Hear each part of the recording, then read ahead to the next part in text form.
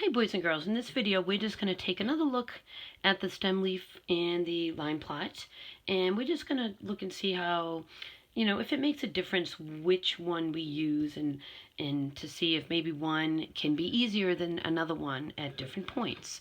Okay, so in this case, I just took a quick poll of the number of minutes spent on the computer on Monday. Took a poll of students, and I told them to give me their answers in increments of 5.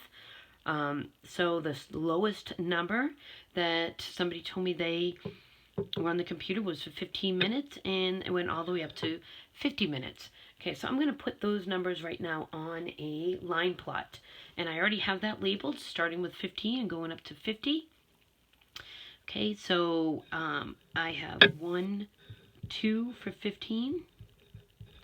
Okay, and for 20, I don't have any, so I'm just going to leave that blank.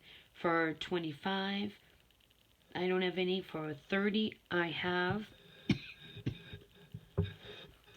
excuse me, I have 2. For 35, I have 1, 2. For 40, I have 1, 2. For 45, I have 2. And for 50, I have 2. Okay. Now, if I were to put this in a stem and leaf, okay, I would start with my stem being 1, because that's the smallest one that I have. And then I would put my 5 down for 15. Okay, and there's another 15, so I would have to put another 5. Okay, and then my stem would be a 3. And my leaf, let's see, I have 130, I have 2 30s, so I'd put 2 zeros, and then I have 2 35s, so I could put my 2 leaves down. Then I go to 40s,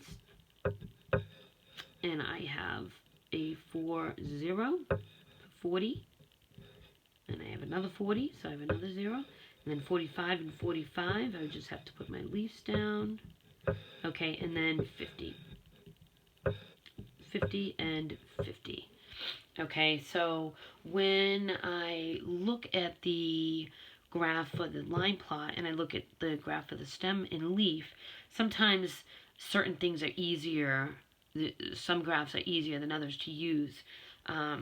For instance, it's really easy to see that 15 is my smallest number and 50 is my largest number on the line plot.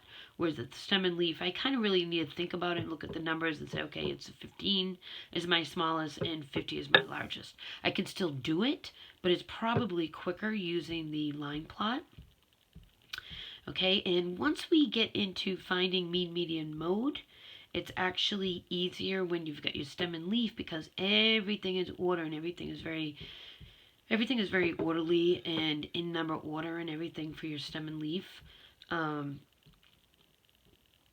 Also, your line plot, sometimes I can look and see big differences. Like if 6 different people had 30s, that would stand out a lot more to me than probably if I had it in the stem and leaf plot. So they're just different things that you need to, that you will find helpful with the different graphs.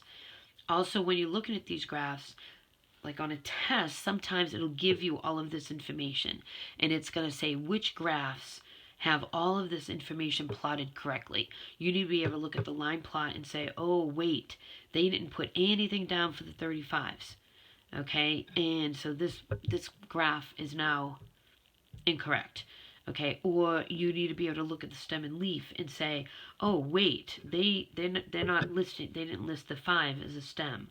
Or we've got a 5 missing when the stem is a 3. They're missing the 5 that's supposed to be a leaf there. Okay, so you need to be able to look at these numbers and make sure that they're plotted correctly in both the stem and leaf and in the line plot.